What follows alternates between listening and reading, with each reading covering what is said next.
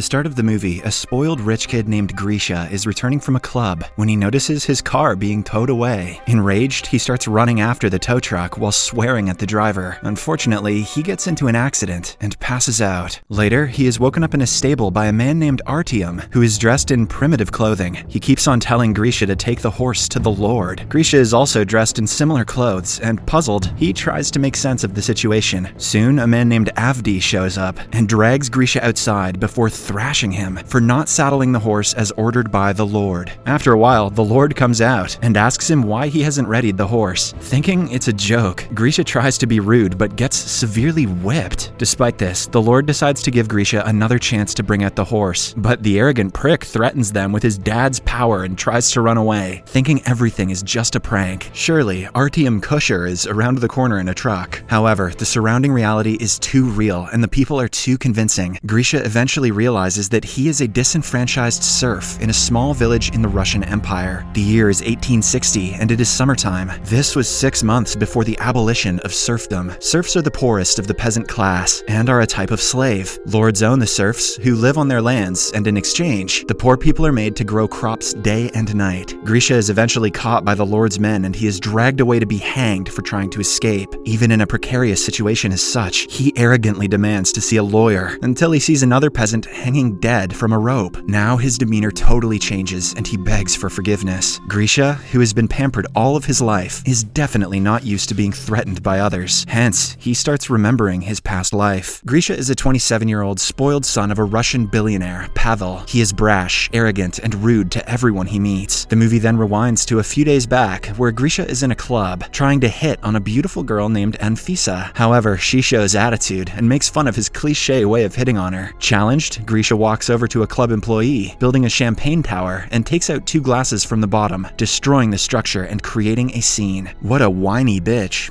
He then offers Anfisa 1 champagne glass, saying no other girl has the same drink as hers. This finally impresses the girl, and the two have drinks. Later, in his fancy car, Grisha demands oral coitus from her, and when Anfisa refuses, he kicks her out and heads back home. On his way, he drives beyond the speed limit, prompting a police car to show up and pull him over. Surprisingly, the spoiled brat isn't afraid of the law, and initially tries to escape. But when the police officer threatens to use weapons, he is forced to stop. Grisha has been used to bribing the police and getting out of tough situations. Even this time, he tries the same technique, but to his surprise, the newly transferred officer rejects the money. Instead, he climbs on the hood of the vehicle to stop it. However, Grisha could care less, and he continues to speed despite the officer ordering him to stop. Ultimately, they meet with an accident, and the police officer is critically injured. Grisha is taken into custody, and his father arrives at the police station. The station chief is Pavel's friend, and he reminds him of the several laws that Grisha has broken this month alone. The chief also tells him that it is the last time he is helping him because Grisha has crossed all limits. The spoiled brat has severely injured a police officer, breaking his ribs and pelvic bones. But despite all of this, Grisha seems to have no sense of guilt or remorse. It finally begins to dawn on Pavel that Grisha will continue to be more and more reckless and dangerous, in faith that his rich father will rescue him from all sorts of punishments. After bailing him out, Pavel orders Grisha to get his life together, threatening to block all his credit cards. However, Grisha is not afraid of his father's threats, and instead, he taunts Pavel for being a money-hungry maniac. Before leaving, he also tells his father to focus on his competitors, as they might soon steal his business. Fed up with his son's rude and reckless behavior, Pavel begins to look for a way to change Grisha for the better. He goes over to meet his TV producer and friend with benefits, Anastasia. She immediately suggests that he meet her former business client Lev Arnoldovich, an eccentric psychologist. Anastasia, aka Anna, explains that while Arnoldovich may have unusual methods that may seem cruel and shocking, he almost always gives a guaranteed result. Pavel is skeptical about the plan, but since he has no other options, he decides to give it a go. Shortly after, when the two go over to the psychologist's creepy workspace, Pavel is given the shock of his life when he walks into Arnoldovich hanging from a rope. Surprisingly, everything is just an illusion. It turns out that Arnoldovich primarily builds elaborate sets for TV and film companies. He also employs his talent to help individual clients by creating realistic, but false, scenarios. He explains that he is currently working working on a project where his client wants to fake hang himself to check his wife's loyalty. Anna explains Pavel's problem to Arnautovich, but before the latter could come up with something, Pavel begins to have doubts about the eccentric man's ways. Fortunately, Anna convinces him to at least hear the plan. The scene then cuts to Grisha coming out of a club. He notices his car being towed and starts running after the tow truck, swearing at the driver. Unfortunately, in the process, he runs into what seems like an accident and passes out. After this, the movie is taken to the present, where Grisha is about to be hanged. But fortunately for him, Aglaya, the daughter of the Lord, shows up. Aglaya is a kind and sensitive girl, and she orders the Lord's right-hand man Avdi and her brother Alexei to stop the execution. However, they immediately refuse. Soon, the commotion attracts the attention of the Lord himself. It turns out that it is Aglaya's birthday today, and she pleads with her father to stop the execution as a birthday gift. The Lord, who loves his daughter a lot, grants her wish, much to everyone's annoyance. On the other hand, Grisha is still processing everything, and he can't bring himself to thank Aglaya for saving his life. In the sky, a vulture, who is eager to feast on Grisha's flesh, flies away in sadness to a wind turbine in the distance. Surprisingly, it is revealed that the bird is actually a drone, and the entire 19th century village turns out to be a skillful production of Anastasia and the psychologist Arnautovich, carried out with Pavel's money. Moreover, the accident that Grisha met with was arranged by his father Pavel as well. The goal of the project is to completely change Grisha's view of the world around him and himself. The team is watching the spoiled brat's every move in the new environment, from their mission control inside the faux wind turbine. Wow, Ashton Kutcher might actually be hanging out here. The project is not a perfect recreation of 1860s Russia, but because Grisha is too ignorant of basic Russian history, he fails to notice the many anachronisms around him. When the actors aren't working, they are allowed to come to the mission control and refresh themselves. Meanwhile, trying to reason logically, Grisha still vehemently denies the possibility of falling into the past, but then gradually comes to terms with the position of a serf. Over the course of the next few days, he is made to work in the stable with very little sleep or resting time. He is served with barely edible vegetarian food and is forced to defecate out in the open. Joke's on them. Pooping in public is a fetish for the Russian uber-rich. One day, Grisha comes across Aglaya crying by herself. He comforts her, and as the two start chatting, she reveals that her father is forcing her to marry an older and rich landowner. However, Grisha doesn't sympathize with her, as he believes that Aglaya marrying someone richer than her father is an ideal situation for her future. He says that after her husband dies, she can have all the money for herself. It turns out that this was the scriptwriter's plan for Grisha to begin an affair with Aglaya, developing into a serf eloping with a lady, and a complete reassessment of life attitudes. Sadly, the plan fails miserably. Fed up with eating inedible food, one day Grisha steals one of the Lord's chickens. With the help of Artyom, he finds a saucepan to prepare chicken soup and uses the feathers to make himself a nice and comfortable pillow. But sadly, he doesn't share the chicken soup with Artyom, once again leaving the scriptwriters frustrated. Later, when Avdi notices the chicken missing, he rounds up all the serfs and demands the thief come forward, threatening to punish a random serf otherwise. Expectedly, Grisha doesn't admit to stealing the chicken, and as a result, Avdi chooses to punish the innocent Artyom. However, Grisha shamelessly watches as Artyom is dragged away to be punished. Meanwhile, the lack of progress in Grisha's attitude makes Pavel increasingly impatient and restless. To make his mood worse, he also learns that Arnautovich is not Anna's former client, but her former husband. This revelation takes the billionaire aback, as he had started to develop feelings for Anna. He confronts her about it, but she replies that she's not obligated to share intimate details about herself, as they are just friends with benefits. Later, Artyom confronts Grisha for not confessing to his crime and letting him take the fall. However, the remorseless Grisha replies that he doesn't care and that it was Avdi who chose to punish him. As the two are talking, Grisha notices a village girl, Liza, getting off of a horse. Surprisingly, while getting down, she exposes her modern Victoria's Secret panties. Grisha initially cracks a joke until it dawns on him that he just saw a modern panty in the 18th century village. Smelling a rat, he tackles her to the ground and tries to look up her skirt. But before he can do so, Artyom quickly pulls him off of her. Despite this, the resilient Grisha still manages to look up her skirt and notices that she's not wearing any underwear. It's then revealed that Liza craftily removed her red panties before Grisha could get to them. After the incident, back in the control room, Pavel has had enough and he decides to shut down the project, as he's not seeing any change in his son's behavior. Anna and Arnautovich try to convince him against pulling the plug, but without success. Meanwhile, seeing the reaction of those around him, Grisha suddenly realizes that he's gone too far, and for the first time in his life, he returns to the person he offended to ask for forgiveness. This amazes Pavel, and he agrees to continue the project. "Give everyone a pair of those panties," says Pavel. Ever since then, Grisha proceeds to make a genuine connection with Liza. Arnautovich proposes to change the scenario and and make her the object of Grisha's love. Liza despises the spoiled brat, but she nevertheless agrees to help him improve. Along the way, Grisha gradually changes his views on life and himself. He regularly observes the Lord's cruel and arrogant son Alexei and starts despising his own past. Here, it is revealed that the actor playing Alexei is Liza's real-life boyfriend, Anton. Meanwhile, the actress playing Aglaya's role begins to get jealous of Liza after the latter replaces her as the lead actress of the project. Therefore, she convinces Anton that Liza is planning to start an affair with Grisha. One thing leads to another, and the two begin to have intercourse. But unfortunately for them, they are spotted by Liza and Grisha. While Liza is distraught that her boyfriend cheated on her, Grisha simply believes that Aglaya and her brother Alexei are having an incestuous affair. That night, Liza is very upset, so to cheer her up, Grisha decorates the stable with candlelights and also cooks her a wonderful dinner. The gesture makes Liza really happy. Shortly after, they head outdoors and sleep in the open sky. While stargazing, Grisha expresses his feelings to Liza, and surprisingly, the two make out. On the other hand, a furious Arnautovich removes both Aglaya and Alexei from their roles. In revenge, Paulina, the actress playing the role of Aglaya, reveals the project to the world. She alleges that a man is being tortured. Soon, police begin to investigate the project with the help of Paulina. Now, with time running out, Arnautovich and the writers make an emergency plan to change Greece's attitude once and for all. They plan for the Golden Horde, aka the Mongols, to invade 19th century Russia. In reality, Golden Horde was an empire which declined in the 1500s. However, Grisha doesn't notice this anachronism. Soon, the Mongols arrive and kidnap Liza, but instead of saving her, Grisha reverts to his selfish, cowardly ways and runs away, seemingly dooming the project. However, when he gets a bit far, he realizes that he has always run away from problems and abandoned his loved ones. Hence, with renewed motivation, he returns to the scene, bravely fights off the invaders, and rescues Liza. The two then ride away on a horse, just before the police arrive and raid the set. Fortunately, since Grisha has already left, and all the other people are actors, they simply assume the project to be a historical film set and leave. Elsewhere, Grisha rides his horse for several minutes until he reaches a gas station. As expected, he is taken aback by the modern world, but before he can make sense of the situation, a set member shoots him with a tranquilizer, knocking him out. Upon waking up, he is told that he fell into a coma for 3 months, and that all his imaginations were mere hallucinations. While his character development remains, Grisha realizes that Liza was never real. As a result, he falls into a depression. One day, he meets Paulina and Anton, the actors who played the roles of Aglaya and Alexei respectively, at a club. Seeing his miserable state, the actors take pity on him and reveal everything. Hearing this, Grisha gets excited and immediately starts searching for Liza. He eventually finds her in a stable, and the two have a romantic reunion. On the other hand, Pavel expresses his feelings to Anna, and the two get married. The movie then closes with another oligarch's son being dragged into the village and being tricked into believing he has fallen into feudal Russia. This time, Grisha watches on as part of the project's team. The moral of today's story is that if you want to fix a psychopath, just gaslight them. Subscribe for more videos like this, turn on notifications, and leave a like to help the channel out. Thank you for watching.